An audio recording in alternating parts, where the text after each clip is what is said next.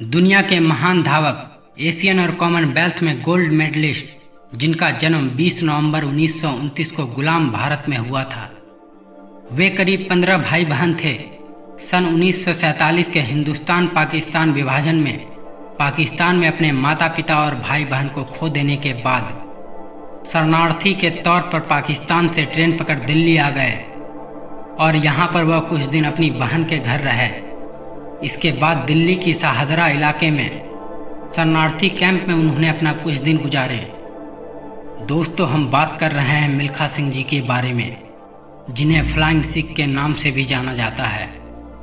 जी हाँ दोस्तों, वही मिल्खा सिंह जो पूरी दुनिया में अपना और अपने देश भारत का नाम रोशन किया, और उन्होंने जो कर दिखाया वह कारनामा भारत के किसी दूसरे एथलीट आज तक नहीं कर पाए, जिसका दुख उन्हें हमेशा से था और वह इसी दुख को दिल में दबाए 18 जून 2021 को हम सभी को छोड़ इस दुनिया को अलविदा कह गए।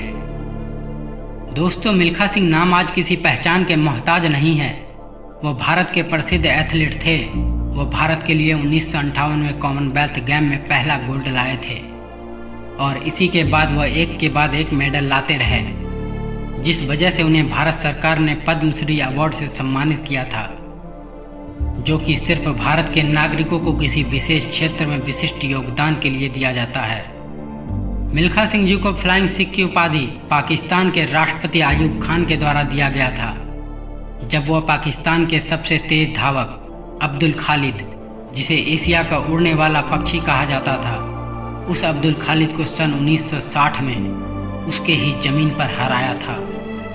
और इसी बहादुरी को देखते हुए पाकिस्तान के राष्ट्रपति आयूब खान उनके पास आकर कहे थे, मिल्खा सिंह, आज तुम दौड़े नहीं हो बल्कि आज तुम उड़े हो। आज से दुनिया तुम्हें सिख नहीं बल्कि फ्लाइंग सिख के नाम से पहचानेगी। और वहीं से मिल्खा सिंह जी फ्लाइंग सिख के नाम से प्रसिद्ध हो गए। दोस्तों, मिल्खा सिंह जी ओलंपिक खेलों में करीब 20 मेडल अपने नाम किए। यह अपने आप में एक रिकॉर्ड है। मिल्खा सिंह जी द्वारा बनाया गया 400 मीटर में 45.6 सेकंड का रिकॉर्ड 38 साल तक इंटरनेशनल रिकॉर्ड रहा। दोस्तों, बेशक मिल्खा सिंह जी इस दुनिया को और हम सबको अलविदा कह गए, मगर ये दुनिया उन्हें हमेशा याद करेगी। उनके द्वारा 200 मीटर और 400 मीटर की जमीन पर किए गए कमाल को पूरा भारत उन्हें हमेशा सलाम करेगा। मगर दोस्तों, आपको बता दूं, सन 1947 के हिंदुस्तान पाकिस्तान के विभाजन के दौर से गुजरकर आसमान के बुलंदियों को छू पाना आसान नहीं था मिल्खा सिंह बन पाना। मिल्खा सिंह जी जितना संघर्ष किए, अगर उनकी जगह कोई और दूसरा इंसान होता तो शायद ही इस मुकाम तक पहुंच पाता। ये वो इंसान थे जिन्हें हिंदुस्तान पाकिस्तान के विभाजन के समय उनके माता पिता की हत्या उनकी आंखों के सामने कर दी गई थी, जब उनकी उम्र मात्र 16 वर्ष थी। और इसी विभाजन में उन्होंने अपना गांव घर को छोड़कर मात्र 16 वर्ष के उम्र में अपने गांव गोविंदपुरा से ट्रेन पकड़कर दिल्ली चले आए थे।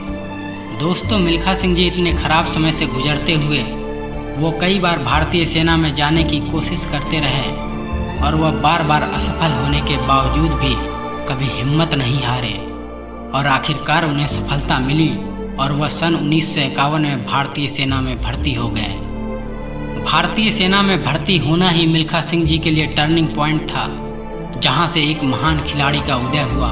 इसी दौरान उन्हें खेलों में भाग लेने का मौका मिला। वह भारतीय सेना में रहते हुए बहुत कड़ी मेहनत करते थे। मिल्खा सिंह जी हमेशा कहते थे, अभ्यास करते रहने से इंसान परफेक्ट बनता है। मिल्खा सिंह जी की एक खासियत थी कि वो ट्रेन के साथ दौड़ लगाते थे।